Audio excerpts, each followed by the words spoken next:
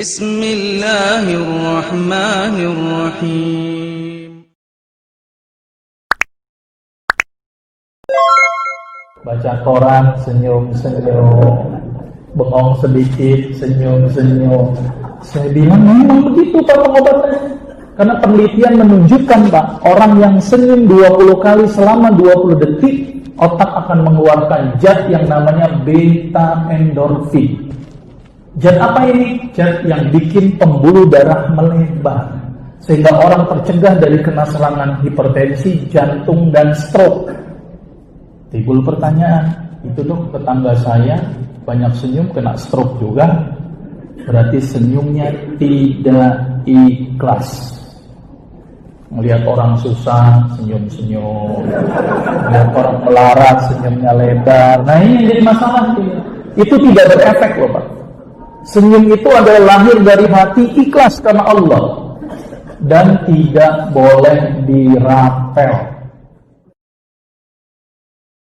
Akhir ini pengalaman saya, seorang nenek-nenek datang ke saya susah buang air besar. Dia tergantung dulkolak terus-menerus. Pada waktu itu datang ke saya suruh coba. Apa terapinya? Nek, tolong banyakin makan serat, makan pepaya, minum air putih 2,5 liter, dan satu lagi nih yang paling penting, senyumlah di pagi hari ketika bangun tidur.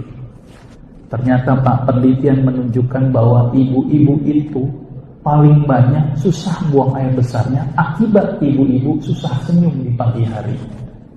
Betul nggak itu Pak? Saya nggak tahu, ini penelitiannya begitu katanya. Ibu-ibu tuh ribet biasanya pagi-pagi itu ya.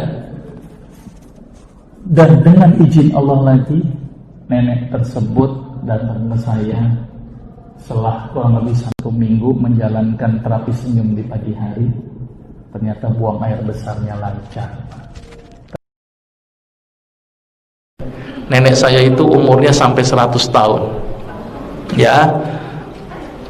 Ketika meninggal nenek saya tidak pakai kacamata dan giginya masih utuh. Ya, tahu rahasianya? Saya baru tahu, dia sering nyiri. Nyiri itu bikin awet gigi ternyata, karena ada kalsium yang lewat sirihnya. Dan satu lagi, kenapa nenek saya itu nggak pakai kacamata? Ternyata ada satu kebiasaan yang ternyata ngikutin monyet, Bu. Apa itu Ibu? Kalau monyet siang-siang hari ngapain? Nyari kutu. Betul. Ternyata nyari kutu kebiasaan yang sangat luar biasa dalam melatih daya akomodasi mata. Kecil-kecil dilihatin, saya ingat banget ketika datang ke saya dicariin kutunya, padahal saya nggak ada itu. Nah ternyata sekarang wallahu alam kok nggak ada, apa kutunya sudah punah?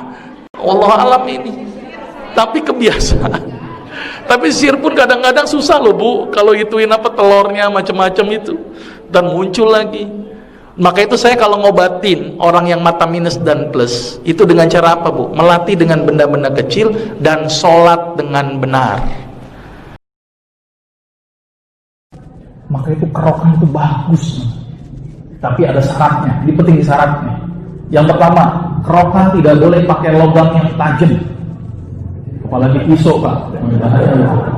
Ini saya ingetin nih, kadang-kadang kan begitu. Yang kedua, ini penting banget nih. Yang kedua, kerokan tidak berpatokan kepada gosong Pak. Kita kadang-kadang kalau belum gosong nggak pindah-pindah itu terus sampai gosong. Ini yang bahaya ini. Belum lagi kalau yang dikerok itu kulitnya hitam. Ini nggak selesai nih gosongnya ini. Ya, ini cukup 2-3 kali sudah cukup. Dan yang ketiga ini penting. Kita kadang-kadang kalau kerokan tuh asal-asalan Pak. Asal gambar tulang ikan jadi gitu kan. Nah ini nggak benar ini. Yang paling benar itu di sela-sela iga. Tulang atas, tulang bawah selaknya. Syukur-syukur kalau yang dikerok kurus Pak. Enak nyarinya. Oh dapat. Itu paling enak itu. Itu beruntungnya orang kurus. Ya. Dan ternyata penelitian luar biasa loh Pak. Dia ambil darah orang yang sebelum dikerok, ya, diambil sama yang sudah dikerok. Kenapa dia teliti gini? Karena dia bingung sama orang Indonesia itu. Ditanya, Pak, kenapa Pak gambar di belakang? Oh ini untuk pengobatan. Bingung, mana ada pengobatan dengan gambar-gambar? Nggak ada itu. Tapi kok di Indonesia ada gitu loh. Tapi dasar Jepang diteliti sama dia. Dia ambil darahnya orang yang sebelum dikerok sama yang sudah dikerok. Apa yang dilihat? Sel darah putihnya. Ternyata sel darah putih orang yang dikerok itu lebih aktif Pak dalam memakan kuman. Jadi makrofagnya itu lebih aktif. maka itu kerokan itu bagus.